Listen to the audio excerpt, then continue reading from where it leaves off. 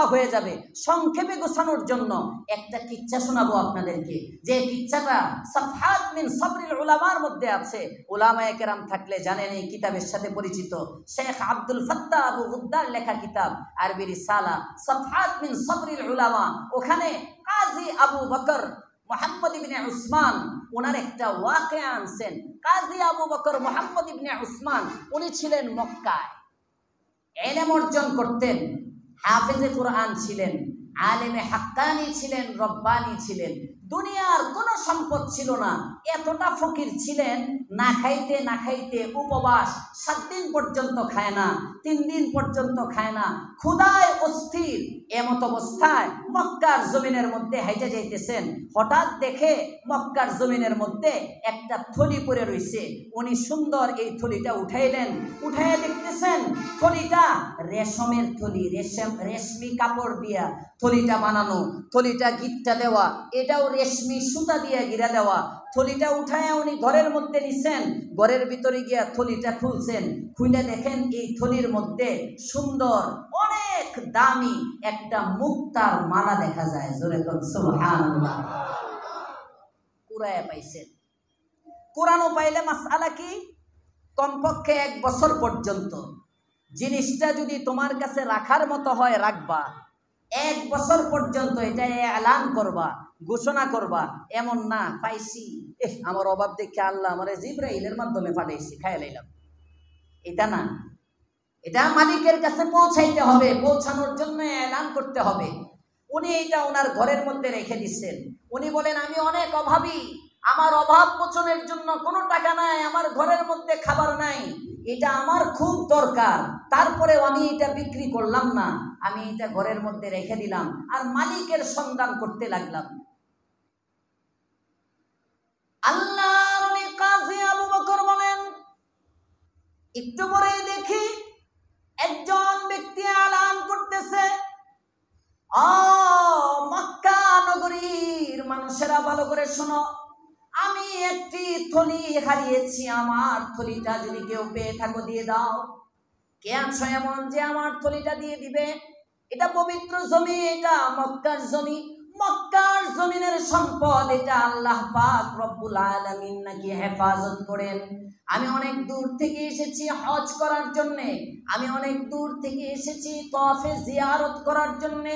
তাওয়াফে জিয়ারত করতে গিয়া মক্কার ভূমির মধ্যে আমার থলিটা হারিয়েছি, কেউ যদি পেয়ে থাকো আমার থলিটা দিয়ে দাও, নয়তো মক্কার মানুষের প্রতি আমার ধারণা নষ্ট হয়ে যাবে। মক্কার জমিনের মধ্যে সম্পদ নাকি আল্লাহ হেফাজত করে, আমার ঈমান বাঁচানোর জন্য আমার থলিটা আমাকে দিয়ে দাও। থলিটা আমার বড় আদরের থলি, এই থলির মধ্যে আমার অনেক প্রিয় জিনিস আছে, তবে যে ব্যক্তি থলিটা পেয়েছো তাকে আমি নৈরাশ করব না। যে ব্যক্তি আমার হাতের মধ্যে এই থলিটা পৌঁছে দিবে তাকে আমি 500 স্বর্ণ মুদ্রা হাদিয়া হিসাবে দিয়ে দিব। সুবহানাল্লাহর আওয়াজ কমে গেছে। কয়শো? 500 স্বর্ণ মুদ্রা হাদিয়া হিসাবে দিবে। কাজী আবু বকর বলেন, এই টাকাটা হইলেই তো আমি বাম্পার, পরলোক হয়ে যাই, আমার অভাব মোচন হয়ে যায়। আমি এই এলানটা শুনে বৃদ্ধ ব্যক্তি ঘর থেকে বের হয়ে গেলাম, বৃদ্ধ ব্যক্তিকে ডাইকা নিয়ে আসলাম, আইসা ঘরের মধ্যে বললাম, বাবা আপনার থলিটা কেমন বলেন। বৃদ্ধ ব্যক্তি তার থলির বর্ণনা দিল, থলিটা কেমন রশি দিয়ে লাগানো বর্ণনা দিল, থলির ভিতর কেমন জিনিস আছে সব বর্ণনা দিল। কাজী আবু বকর বলেন, আমি যখন দেখলাম বর্ণনার সাথে সব মিলে গেল, এটা দেখে আমি থলিটা তাকে দিয়ে দিলাম। থলিটা তাকে দেওয়ার পরে সে আমাকে 500 স্বর্ণ মুদ্রা হাদিয়া হিসাবে পেশ করলো। আমি বললাম, না বাবা, এই 500 স্বর্ণ মুদ্রা আপনার কাছ থেকে আমার নেওয়া ঠিক হবে না, কারণ আপনার সম্পদ আপনাকে দিয়েছি, আমি এটা নিব কেন? কথা বলেন ঠিক না বেঠিক? এখন একটা দোকান বসাইতে হইলে দোকান ভাড়া দিব আমি, সব কিছু করব আমি, মালও উঠাবো আমি, বিদ্যুৎ বিল দিব আমি, কিন্তু মাসে মাসে চান্দা খাইব বড় ভাই। আস্তে কর, ডরান আপনারা তো। নেতারা বসে বসে কোনো সমস্যা নাই, কোনো সমস্যা নাই, এই মাহফিলের মধ্যে কোনো সমস্যা নাই। ওনাদেরকে বলতেছি না, আপনাদেরকে বলতেছি না, আছে না নাই জায়গায় জায়গায় এরকম চান্দাবাজ, আছে না নাই? বড় ভাইয়ের কাছে পার্সেন্টেজ যায়। কি ব্যবসা এটা? বিনা পুঁজির ব্যবসা, নাম হইল চাঁদাবাজি। কথা কয় না? আছে না নাই? হ্যাঁ, ভেরিফিকেশন করবো পুলিশে, সরকারের দায়িত্ব খায়া, সরকারের দায়িত্ব। যদিও এখন পাসপোর্টের ভেরিফিকেশন উঠে গেছে, এখন আহলিয়ার পাসপোর্ট করলাম, এখন ভেরিফিকেশন নাই 5ই আগস্টের পর থেকে। আগের বার 2014-তে আমার যখন পাসপোর্ট করি, পুলিশ একজন আমারে ফোন দিছে। ফোন দেওয়ার পরে বলতেছে, হুজুর একটু আপনার সাথে দেখা করতে হবে। আমি আসেন দেখা করেন। আমার এই দিক দিয়ে যে দালালে কয়ে দিছে, পুলিশের দেখা করা মানেই কিছু হাদিয়ে দিয়ে দিচ্ছে। পুলিশের দেখা করা মানেই কি?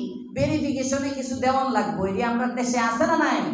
কেন? তুমি তোমার দায়িত্ব পালন করবা, জনগণের ট্যাক্সের পয়সায় চলো, জনগণকে সার্ভিস দিবা, তোমারে আবার টেয়া দিব কেন?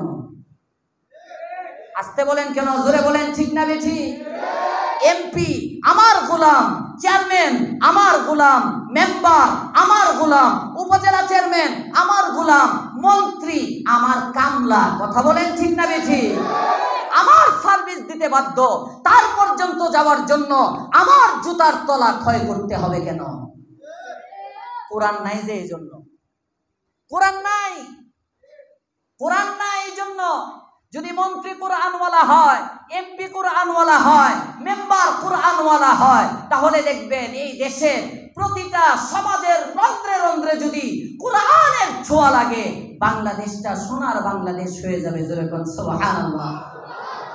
কাজী আবু বকরের দিলে কোরআনের ছোঁয়া আছে। কি আছে? কোরআনের ছোঁয়া আছে কাজী আবু বকরের দিলে, যে কারণে উনি এবার বলতেছেন, আমি টাকা নিব না। 500টা দিনার নিলেন না। ঘটনাক্রমে উনি বলেন, আমি অভাবে আছি, আমার অভাব দূর করার জন্য কোনো ব্যবস্থা হয় না, এই খায়া না খায়া থাকি, খায়া না খায়া থাকি। লাভের নাম আর ব্যবসার নাম, সবাই বলেন ব্যবসার নাম কোরআনের তেলাওয়াত। উনি বলেন, আমি খালি তেলাওয়াত করি, অভাব, খাই না, কিচ্ছু করি না।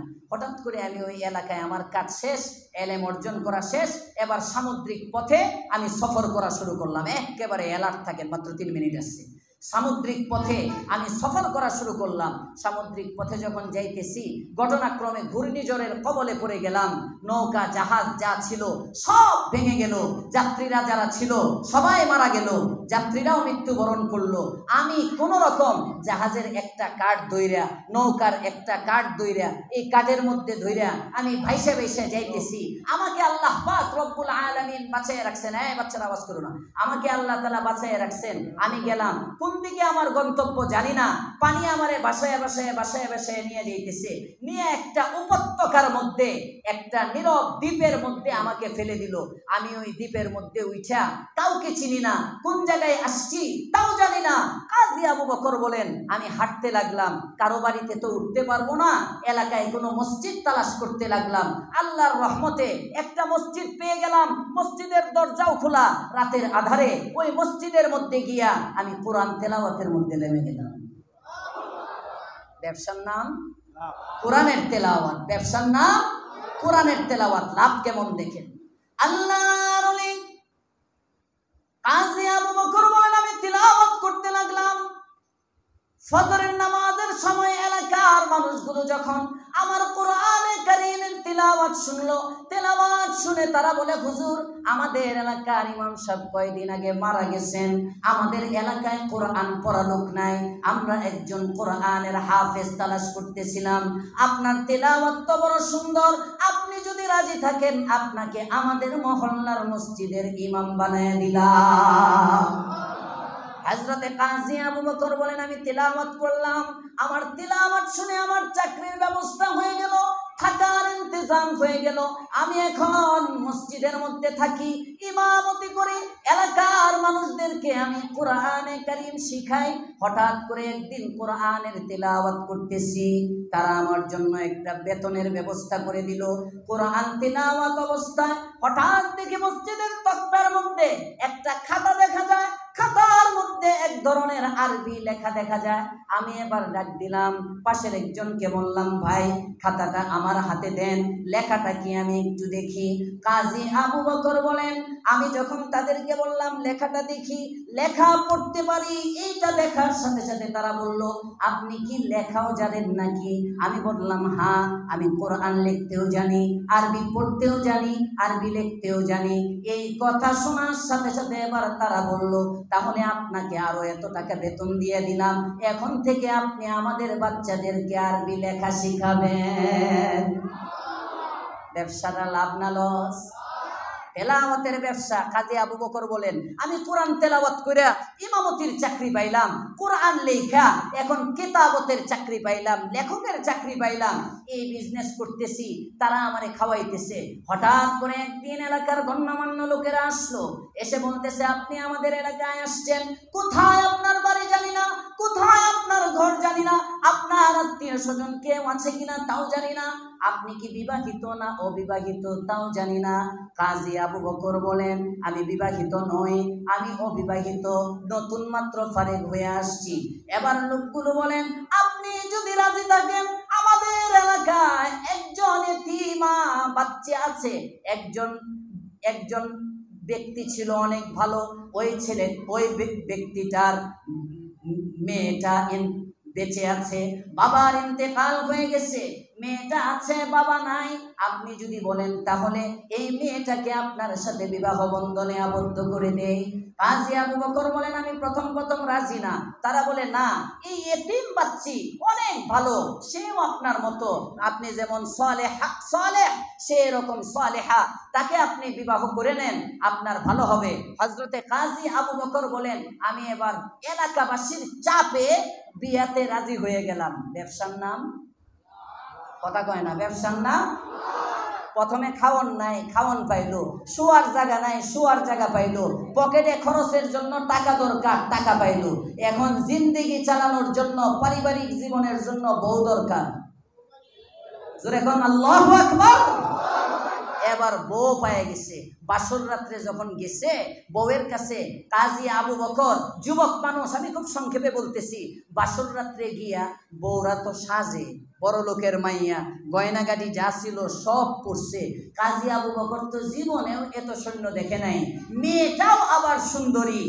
সাফাত মিন সাবরিল উলামার মধ্যে আব্দুল ফাত্তাহ আবু হুদ্দা লেখেন, এই ছেলেটা যুবক বউয়ের চেহারার দিকে না তাকাইয়া গলার মালার দিকে তাকাইয়া দিচ্ছে। বেটি একটু কষ্ট পাইব না? মহিলা কষ্ট পাইতেছে। এবার মহিলাটা বলতেছে, যুবক, তুমি আমার চেহারার দিকে না তাকাইয়া আমার মালাটার দিকে তাকাইয়া রয়েছো, তার কারণটা কি? আমার মালাটা কি আমার চেহারার চেয়েও দামি? তোমার কাছে মনে হয় নারীর ইজ্জত নাই, নারীর চেয়ে সম্পদের দাম বেশি। হযরতে কাজী আবু বকর বলেন, না না না, আমি আসলে মালাটার দিকে তাকিয়ে আছি, তোমার চেহারার দিকে না তাকায়া। তার কারণ কি জানো? এমন একটা মালা হুবহু সেম, আমি যদি ভুল করে না থাকি, আজ থেকে অনেক বছর আগে আমি যখন মক্কার বাজারের মধ্যে ঘুরতেছিলাম, মক্কার রাস্তায় একটা থলি পরা পেয়েছিলাম, ওই থলিটার মধ্যে একটা মালা দেখেছিলাম। ওই থলির মালিককে আমি মালাটা বুঝিয়ে দিয়েছিলাম, 500 দিনার মালিক আমাকে দিয়েছিল, আমি 1 টাকাও নেই নাই। আমার যদি চোখ ভুল করে না থাকে, আজকে তোমার গলার দিকে যখন তাকাইলাম তখন দেখি ওই হুবহু মালাটাই তো তোমার গলার মধ্যে দেখা যায়। হযরতে কাজী আবু বকর যখন এটা বললেন, এবার যুবতীর চোখ থেকে পানি বের হয়। জামাই বলে, স্ত্রী আমার, না জানি কোন কথার দ্বারা তোমাকে কষ্ট দিয়ে দিয়েছি, যদি কষ্ট দিয়ে থাকি তোমার হাতে মাফ চাইতেছি। বেগম বলে, না না স্বামী, আপনি আমাকে কোনো কষ্ট দেন নাই, কিন্তু আমার সুখের মধ্যে একটা দুঃখের কথা মনে হয়ে গেছে। দুঃখটা কি আমাকে খুলে বলো বেগম আমার। বেগম বলে, আপনি যে মালাটা আমার গলার মধ্যে দেখেছেন, আপনার চোখ ভুল করে নাই, এই মালাটাই ওই থলির মধ্যে ছিল। এই মালার মালিকের ঘরের মধ্যে আপনি এসেছেন, যে মালার মালিকের কাছে আপনি মালাটা ওই দিন মক্কার বাজারের মধ্যে বুঝিয়ে দিয়েছিলেন ওই মালিকটা আর কেউ না, কেউ না, ওই মালিক ওই বৃদ্ধ ব্যক্তিটাই আমার বাবা। ওই দিন যখন থলিটা নিয়ে চলে আসছে, আসার পর থেকে আমার বাবা যখনই তাহাজ্জুদের মুসল্লায় বসতো, জায়নামাজটা বিছায়া প্রতিদিন তাহাজ্জুদের পরে হাত উঠায়া উঠায়া বলতো, আল্লাহ, আমাকে তুমি একটা সুন্দরী নিয়ে দিয়েছো, আমি বৃদ্ধ হয়ে গেছি, আমার মেয়েটাকে আমি কার কাছে রেখে যাব? আমানতদার একটা ছেলে আমি কোথায় পাবো? মালিক আমার মক্কার বাজারের ওই যুবক কাজী আবু বকরকে যদি আমি পাইতাম, তাহলে ওই যুবকটার কাছে আমার মেয়েটাকে দিয়ে যাইতাম। স্বামী আমার কাঁদতেছি, আমার বাবার দোয়া আল্লাহ পাক রব্বুল আলামিন কবুল করে মক্কার বাজার থেকে ঝড়ের কবলের মধ্যে ফালায়া আমার ঘরের মধ্যে তোমাকে নিয়ে আসলো। মালাটাও তুমি পাইলা, সম্পদটাও তুমি পাইলা, কিন্তু আমার এই সুখটা আমার বাবা দেখে যেতে পারলো না, এই জন্য আমি কাঁদি। তবে এদিক দিয়ে খুশি, আমার বাবার দোয়া অনুযায়ী স্বামীটাই আল্লাহ আমাকে মিলিয়েছেন। ব্যবসার নাম তেলাওয়াত, লাভ এক কথায় এটাই।